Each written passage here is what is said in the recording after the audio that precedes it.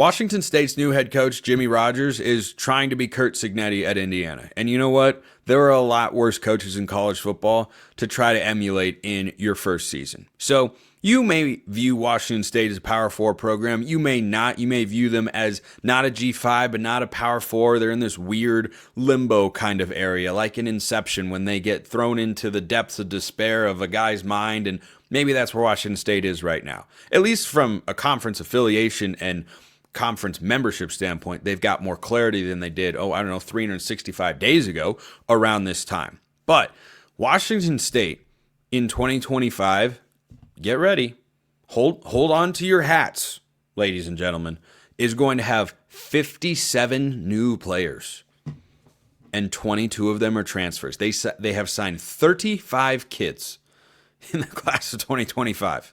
10 have already enrolled. 25 are probably not far behind them. 57 new players. Now, that becomes a requirement when you have the sort of portal exodus as Washington State did when Jake Dickert walked out the door and went to Wake Forest to be the Demon Deacons head coach. But 57 new, that's a big number. Now, Rogers comes to Pullman, their head coach, from South Dakota State, where he was a part of a couple of national championships, and though their rival North Dakota State took back the FCS title this past season, they were really good, and they were in the Final Four once again.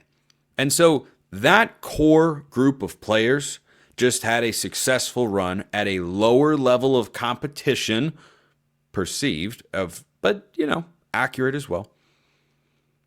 And now they're all going to follow their head coach to a program that doesn't have huge recruiting prowess, that is trying to become something that they haven't really been in a long time, if ever before. Washington State's got more of a winning tradition than Indiana did prior to Curt Cignetti's arrival. And their head coach is taking a bunch of guys from his previous stop. How interesting. There are 22 transfers going to Pullman in this 2025 recruiting cycle. Do you know how many are coming from South Dakota State? 16 of them. And that's not even including the quarterback. Mark Gronowski was maybe going up to Washington State. He's at Iowa now.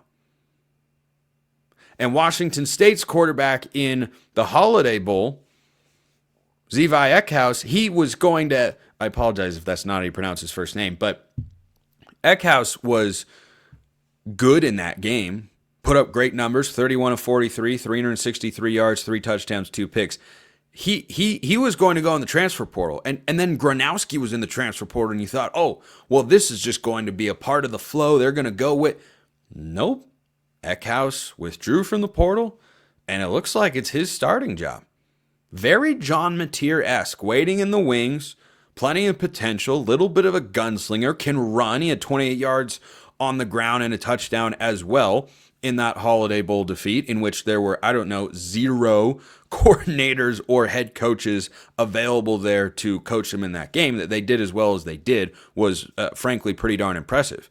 But Washington State has that same sort of formula. A quarterback coming from, a roster rather, coming from a previous stop of a lower level of competition. But here's what you have to remember. Curt Cignetti took all of those guys, 16 of them, or 13, beg your pardon. He brought 13 guys from James Madison to Indiana.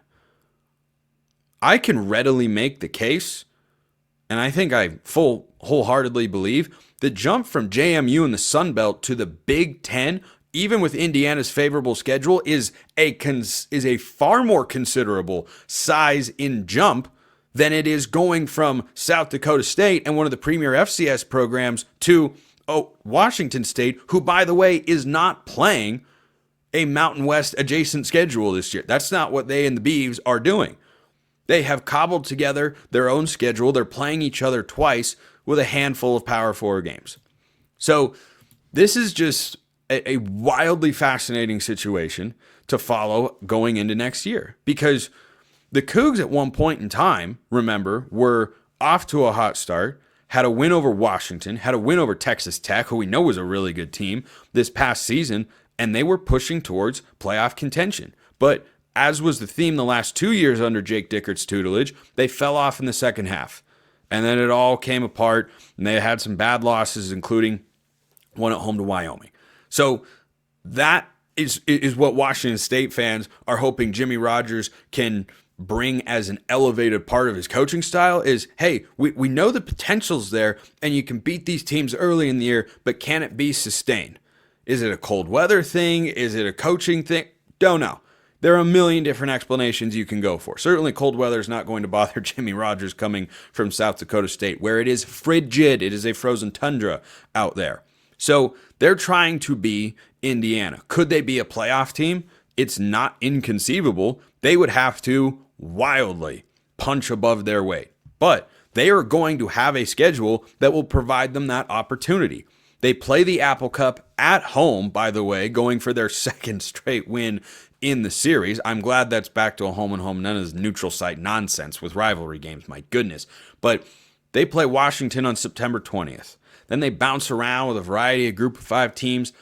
Did you know that Washington State will play at Ole Miss on October 11th? And the following week, go to Virginia and play Oregon State twice. Look, I have seen Ole Miss lose to inferior football teams before. Not Washington State, with a roster of guys that were just playing FCS football the year prior. But I saw them lose to Kentucky last year, and that was not a good football team. Not a good football team at all. So I'm not putting a ton of stock in the idea that Washington State gets themselves to the playoff.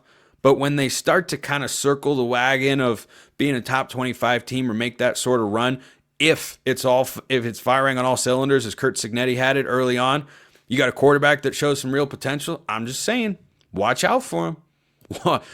Virginia and Ole Miss, you better watch out. You better not cry because Washington State is coming to town. And those are not games that a lot of people probably have on their radars. But Power 4 matchups, that's essential for the Beavs and Cougs. Oregon State will have some opportunities as well. So those games against Oregon State could be resume boosters. You never know. You just never know. If I had predicted Indiana to start 10-0 last year, you would have called me wild and crazy.